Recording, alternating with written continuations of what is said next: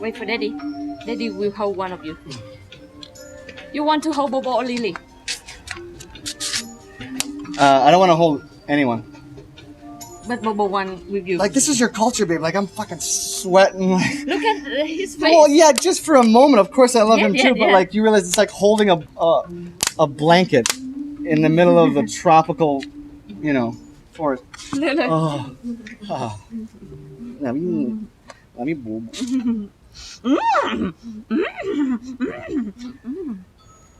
You start or not yet? Yeah, I started. Oh, I don't have enough space yet. You don't have enough space. You mean Lily? No, just look at me. Bobo, speak. He only speaks when he's defending our honor. Or defending the fam trip honor. All right, everybody. So we are back. Welcome back. This is Fam Trip. We are live. Just kidding. Oh my gosh, I almost got murdered by my wife. We are not live, but we are at the beautiful Full Moon Beach Resort? Full Moon Resort. Village. Full Moon Village. Thank you. In beautiful Mui Ne, Vietnam. Just about solid 6-iron from the ocean this way. And we'll give you a tour of the villa. That's all ours later. A little bit outdated, but still very charming, kind of old style. And I'd recommend it. Not too expensive for what you get, as you'll see later. But anyways, let's dive right in. You go first. We came here twice by 2 different transportation methods, right? Methods, yeah. So, what's your feeling for it? So the first one was... Car. Yeah, of course, car is way better. That's a terrible question. Oh my god. Can we cut? I think you missed the idea here. But do I prefer freezing and shivering while my helmet keeps on flying off because of 100-mile-an-hour wind? No, I don't prefer that. I prefer being in the comfort of an air-conditioned, heated, whatever you want. But if you love adventure, oh my goodness. ride a motorbike is good. So I kind of see what you're saying, but that's not really. I know what you mean. That's a good point because the trip from Nha Trang from Dalat to Nha Trang, and then return. back through the mountains. That was pretty cool, especially at the beginning. Well, the return back we almost froze to death. Yes. Check out. That's our very first video, isn't it? No, that's Dalat. Yeah, it's our very first and second videos. So check that out. You can also make fun of the fact that we didn't even know how to hold a camera correctly. But yeah, on the way there, we're like going through these like villages. It's like hills, and then there's some mountains, and then more mountains. But it was still cool. Like, whoa, there's a waterfall. We just wanted to get there. We didn't want to, take pictures. But on the way back, completely cloud covered, freezing rain, literally shivering. I can't feel any of my limbs. I'm just like kind of praying / just kind of repeating the same mantra in my head. You got this. You got. I mean, I don't remember exactly what it was, but like something like just to keep myself focused because there's no use stopping. If you stop, that just makes it worse. Yes, it's like, yes, you go from I know. shivering to hypothermia, and then your family's straight on the side of a cliff, and that's not how I want to be remembered. So, anyways, yeah. So that turned into be a decent question, I guess. So my question is, what do you feel? What are your opinions about passport bros? And I know you don't know that much about them, but you get the idea. So, like, do you think passport bros in general are creepy?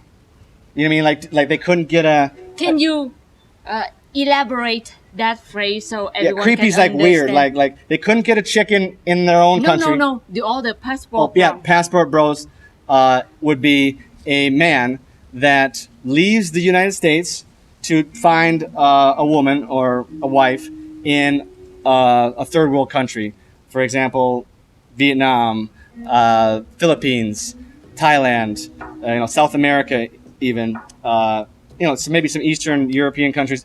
But basically, well, I'm not gonna. I can go off on a rant too easy. So just try to answer the question. Like, so maybe you don't have much experience with it. That's fine, but that's the idea of it. Mm-hmm. Do you think that a person that would be like, you know what, I'm gonna move to this country and see what happens? Do you think they're creepy? Like, no, because they open the opportunities for everyone. Open-minded. So like, why do you think they left the U.S.? Because we're talking about specifically American. You already told me before. First, you boring with the lifestyle, with the mindset of the woman in your country. Second, you are a sucker.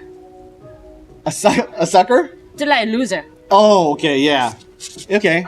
But that's kind of the question, though. Do you think, like, in general, like, do you think, because you could maybe say that about, I'm not gonna talk shit about myself, but you can understand that, like an older kind of fat, ugly guy that has some money could just, like, kind of come to, let's just say Thailand, and get, like, a 20, let's say he's 50, he'd get, like, a 22-year-old,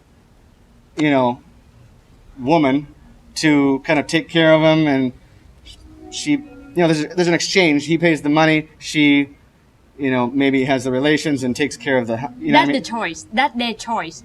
So I won't adjust their choice. I just said that okay, if you focus on love, so maybe when you fall in love, you are blind. So the age at that moment. See, do you think it's possible though for a 50-year-old to fall in love with a 22-year-old after moving to a completely new country though? That's what I'm saying. It's like too transactional. Just like you can have the love at the first glance, right? Love at first sight. Yep. Yeah. So it means that. But I don't. Just small you believe in that? Because I love that already. But you believe in love at first sight? But it won't last long. But so that's not. But that's still help. That's like a crush. That's not love. No. But the thing is that if their love is just first love at the first glance. But I don't believe that exists. No. But the thing is that just like your love is just at that moment, and then when you live together, you. That's not love though. That's just you think they're sexy. That's like a crush. That's like you're attracted to them. That's not love. Yeah. Okay, so how can we call that? First impression. You think? Yeah, that's. I get what you're saying. You look at them and you're like, damn, that's hot. No, not really hot. Just like not really need a hot chick. Just like at the first night you talk to them. Oh, so okay, you said, but there's a big difference between the first date and the first sight. So the phrase is, and I don't blame you for getting this wrong, but love at first sight would be that. You see the person and, maybe in some fairy tale movie, Disney movie, it's like, okay, then, you become a princess, whatever. But the order not too different, but just like you had the first date. You thought that, okay. That may be like soulmates, maybe you mean? Like soulmates, like you're meant to, no? Just like you to talk about the small detail and you met in that small so like detail. Like fate, maybe. Like, no, not fate.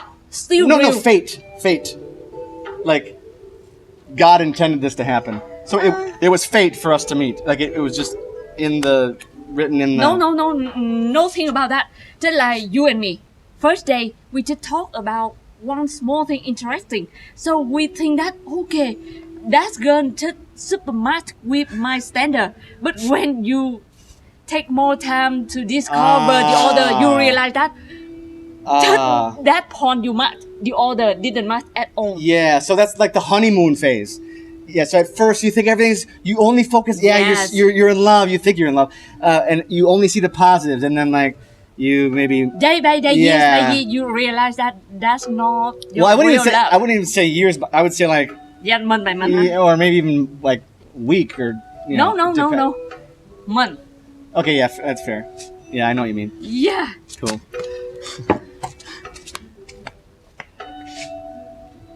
Nice. Let me just stop it to make it easier to edit.